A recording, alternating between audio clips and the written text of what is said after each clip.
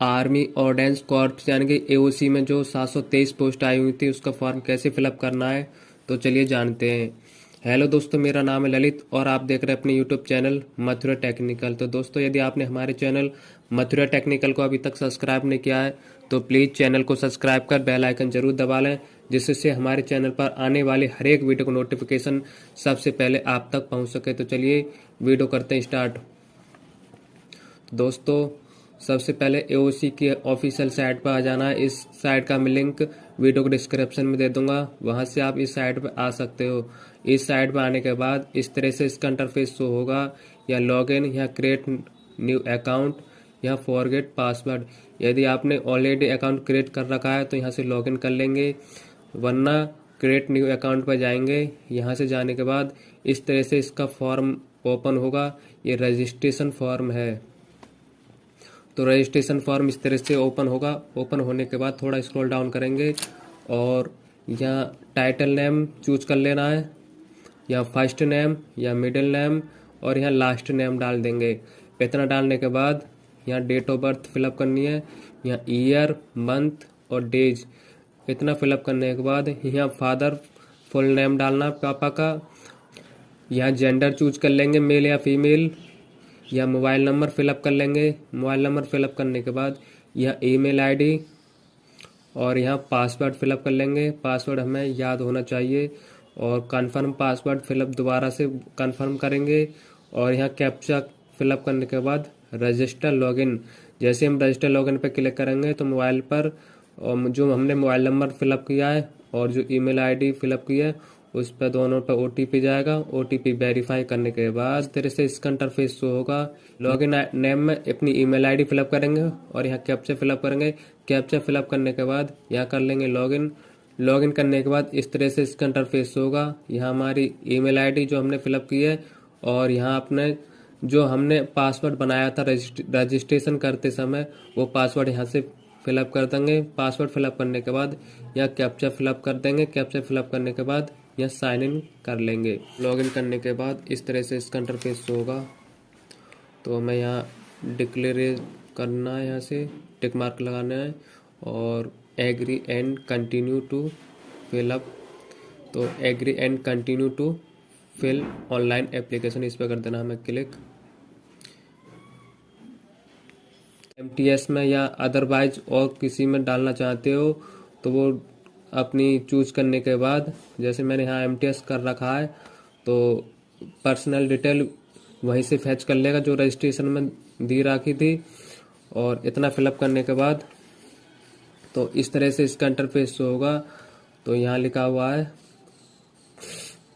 Personal detail, तो यहाँ से हम फिलअप कर लेंगे। यहाँ मदर नेम फिलअप कर लेंगे जो अपनी मम्मी का नाम है, और यहाँ पर अपने हिंदू, मुस्लिम, सिख जो भी है अपनी धर्म को चूज कर लेंगे।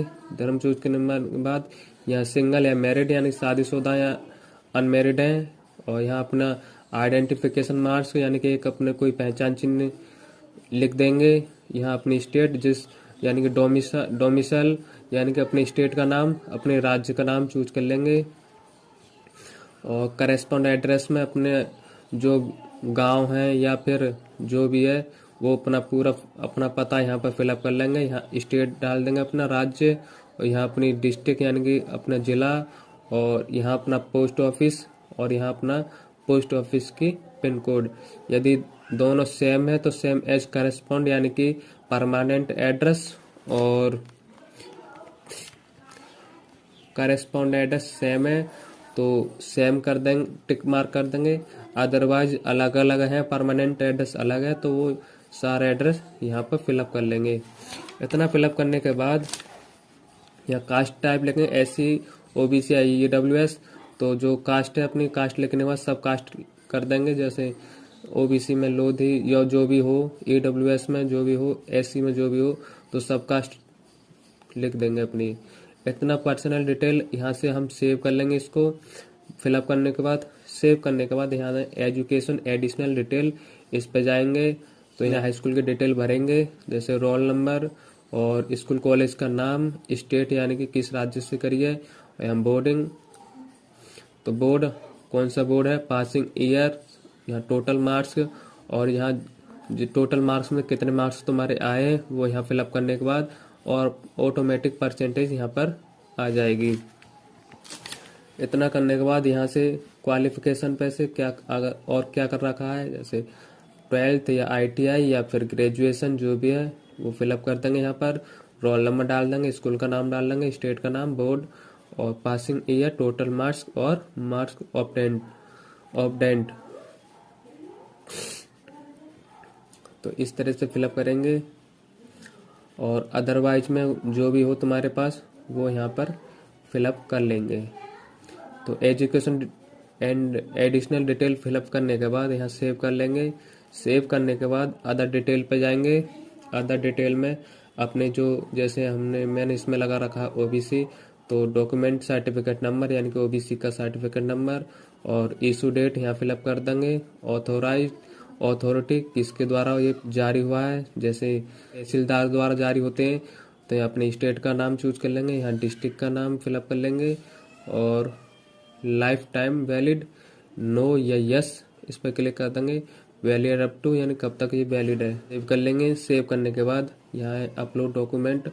अपलोड डॉक्यूमेंट में लाइव कैप्चर फोटो, तो ये लाइव फोटो कैप्चर किया हुआ है तो यहाँ अपना लाइव फोटो कैप्चर कर लेंगे। इतना करने के बाद यहाँ सिग्नेचर यानी फ़ोटो 10 से 25 KB के बीच में होना चाहिए, वो अपने आप से ऑटोमेटिक कैप्चर कर लेगा लाइव। यहाँ सिग्नेचर 10 से 25 KB के बीच में होना चाहिए, यहाँ अपलोड कर लें।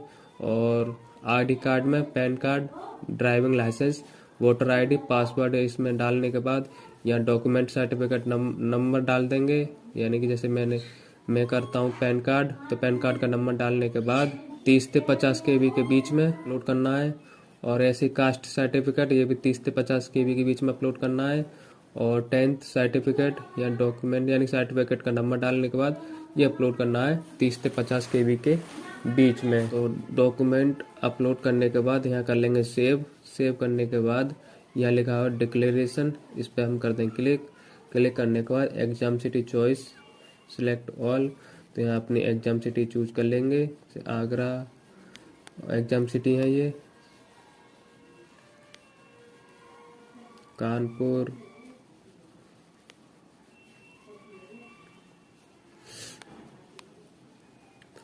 तो इस तरह से हम एग्जाम सिटी चूज कर लेंगे।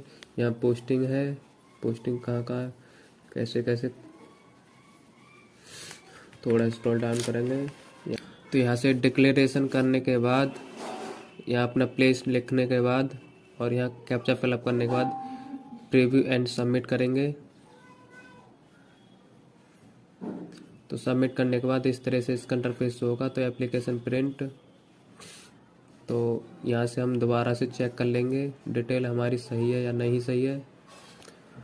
तो प्रीव्यू इस तरह से ये पूरा डाटा हमारा आ जाता है।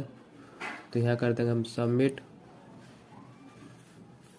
तो सबमिट एप्लीकेशन, तो एप्लीकेशन सबमिट सक्सेसफुली ओके। तो यहाँ से हम कर लेंगे प्रिंट।